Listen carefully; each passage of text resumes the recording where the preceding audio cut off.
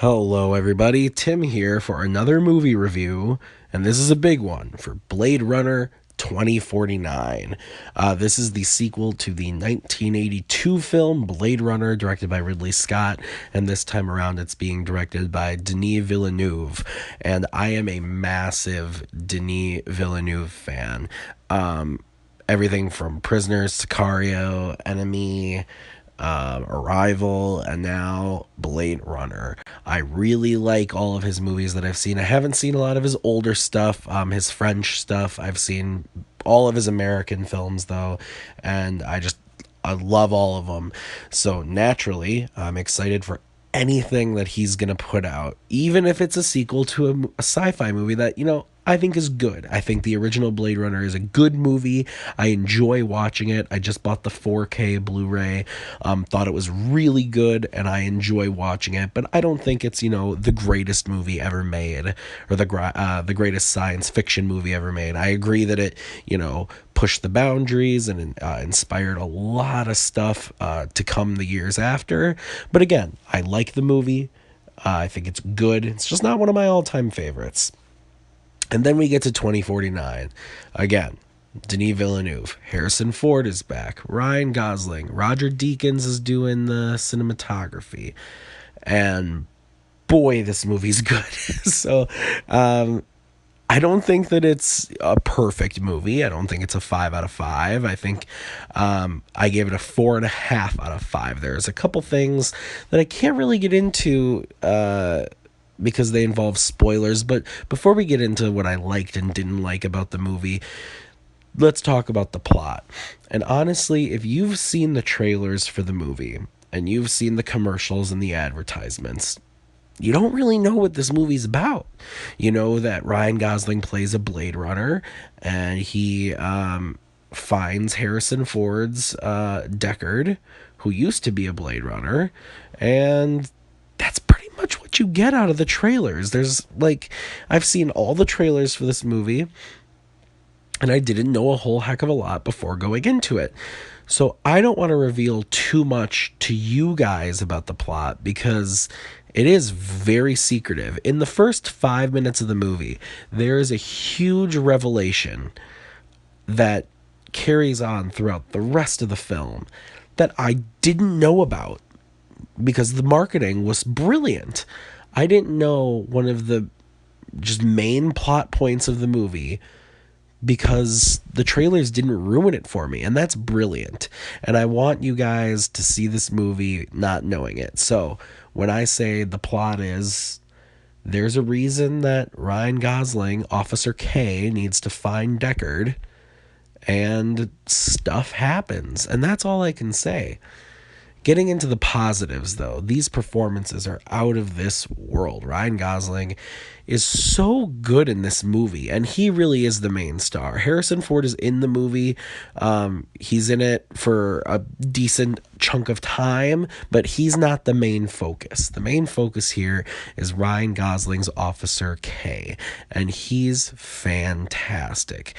Every single moment he just brings it. And there's a few moments where he has to just get angry and just lose control, and you totally buy it, which is really great coming from the guy who just did La La Land, where he's tapping and dancing and singing, and now he's being more or less an action star.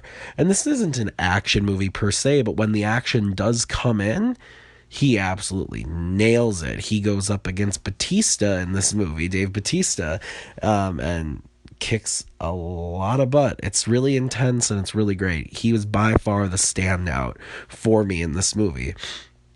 And like I said, Harrison Ford is in a decent chunk of the movie, and he's really great. I'd even say he's better than he was in The Force Awakens. It's just he has some very powerful moments, especially towards the end of the film, that made me just, it was good to see him in this movie. I don't think they could have made this movie without him.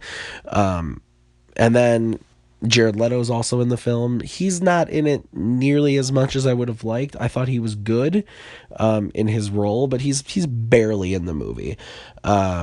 But when he is on screen, I thoroughly enjoyed him. I have no complaints about him. Same thing goes for people like Robin Wright, Dave Bautista, Barkhad Abdi. There's just a lot of people in this movie, and all the performances are just really good all around. There's no one performance that I found to be annoying or out of place. They were all super, super good. And that's probably the second highest praise I can give. The highest praise I can give for this movie is the collaboration between Denis Villeneuve and Roger Deakins, because man alive, this thing is shot brilliantly. Every single shot of this movie could be paused, printed, and just sold as beautiful artwork. Every single shot is they took so much care into making this movie look beautiful and amazing. It's just out of this world. And if you saw Sicario or Prisoners, which Roger Deakins also did the cinematography for, you know what you're getting into, but this is like on a whole nother level. I said when the movie ended to Maggie, my fiance, I said, if he doesn't win the Oscar, Roger Deakins, for this, I've kind of given up hope. I mean, he just like it's incredible cinematography, and you get that vibe from the trailer, but once you actually see the movie, it's a whole nother ball game. Absolutely. So that is definitely the number one thing I can praise about this movie. Another great thing is the score. The score is fantastic. It brings back that original Blade Runner score, which is one of my favorite things about the original, while also mixing in some new stuff by Hans Zimmer. So I thought that was really interesting and cool. It was a good score. Everything all around is great. My only complaints have to do with things in the plot that involve spoilers. Basically, where a couple of the characters end up, I didn't really vibe with me. I think that they've definitely left it open for there to be another film, but at the same time, and maybe those things that I didn't like will be resolved in a third film, but at the same time, if they never made a third one and this was it, I would still be satisfied. I'm still satisfied with the movie, even though there's a couple things that just kind of irritated me with the plot. Well, anyway, guys, those are my big main thoughts right now on Blade Runner 2049. It's possible that I'll be doing a spoiler review. I'm not 100% sure yet, but just be on the lookout for more Blade Runner talk. And if you like this video, guys, hit that like button, hit subscribe. That helps me out a great deal, and it helps you stay up to date with all of my reviews, Sunday Talks podcasts, and Blu-ray reviews that I do from time to time. So anyway, guys, thanks as always for listening, and until next time, have a good one.